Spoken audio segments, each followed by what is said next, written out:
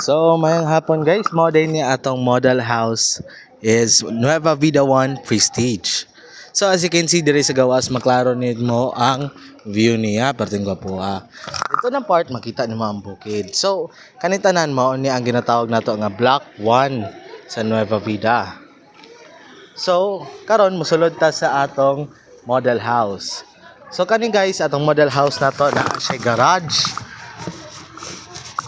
Anya, inigsulod ni mo dere, na tay walk-in living room. So mao ni atong walk-in living room, very spacious siya, di ba? And also atong door, dili ninyo siya makita kasing asa kay isa ni siya sa pinakakusga na door dere kay galvanized steel. So anti-rust and also anti-termites. So kani mao ni atong kitchen, mao ni atong living room.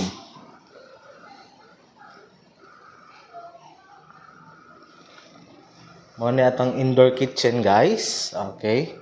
Kani mao po ni atong bathroom. Tara, mao ni atong bathroom. So kung diri pag kamo adto, this is our main bedroom. Bedroom 1. Si bedroom 1. Inani ni siya kadako guys, ang bedroom 1.